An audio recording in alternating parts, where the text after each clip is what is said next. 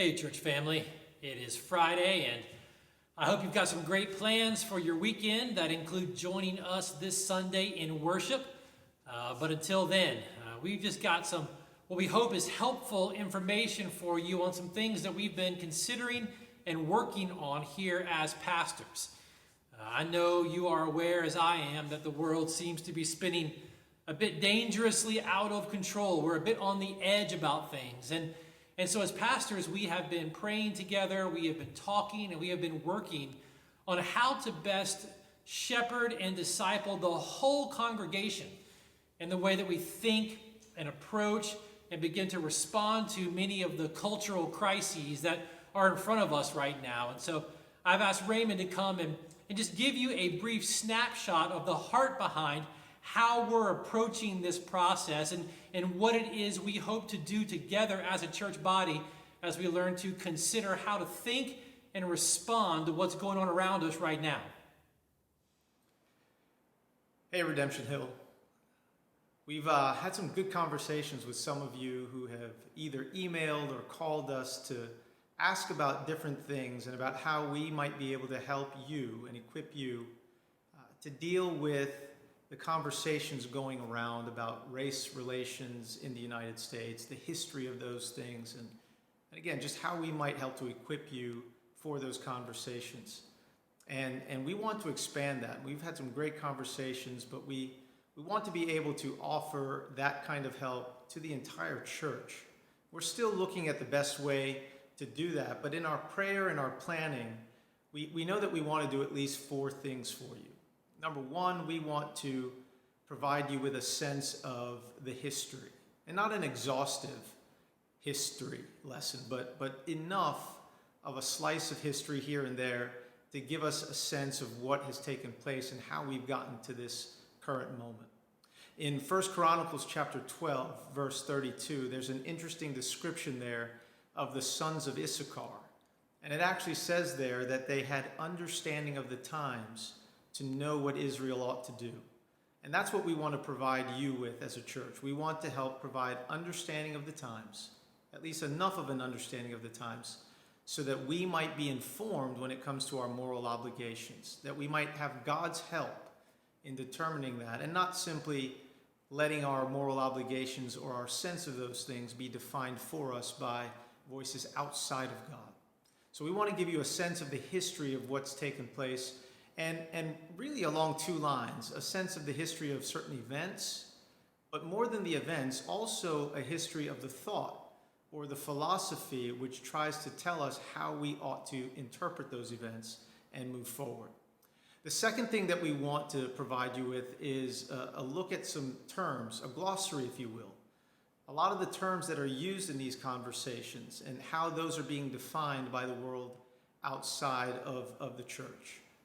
Terms like racism, systemic racism, white supremacy, white fragility, white privilege, social justice. A lot of these different terms have a certain meaning that's been assigned to them.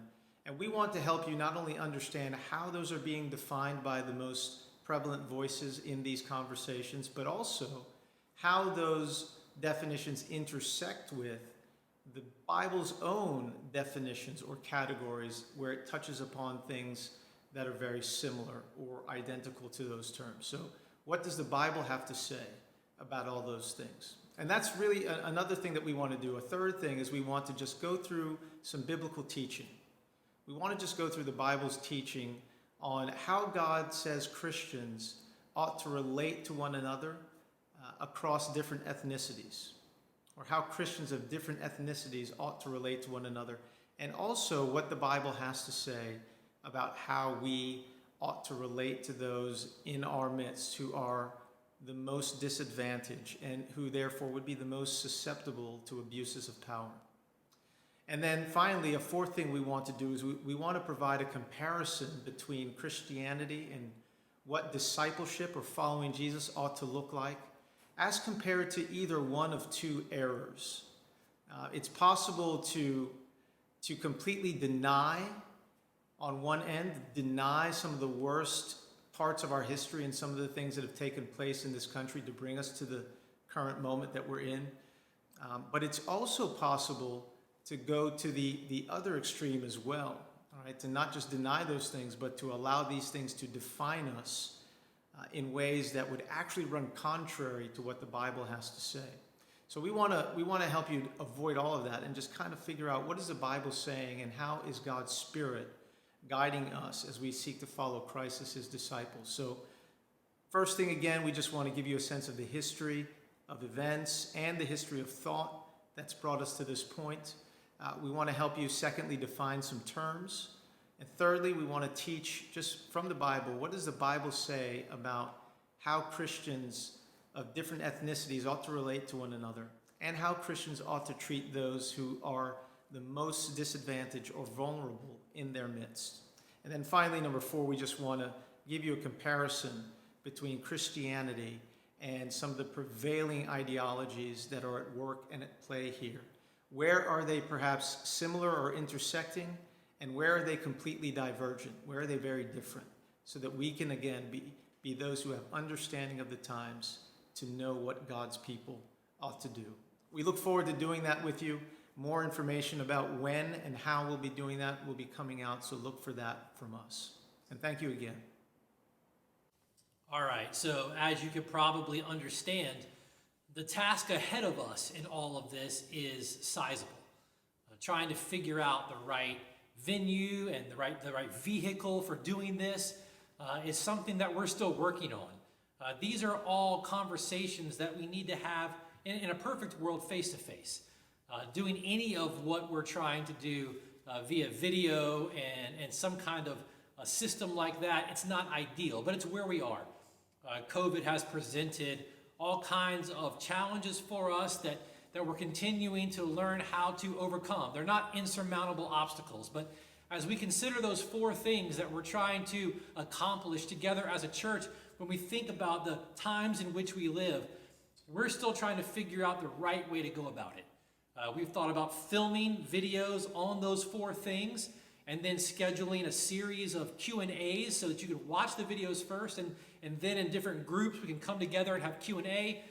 We've thought about just doing a series of evenings maybe where we cover those 4 things and have Q&A at the same time. You know, that will take a little bit longer. We're not sure yet what the best way forward in all of this is, but hopefully you have an understanding of the heart behind what we're trying to do. And it takes time to be thoughtful. It takes time to be patient.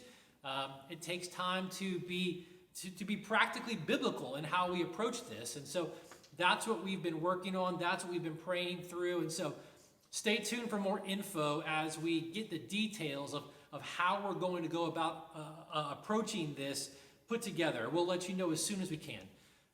Until then, please know, as always, we love you guys.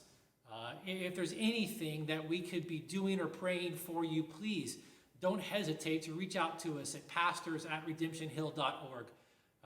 Until then, I hope to see you this Sunday as we worship together. See you then.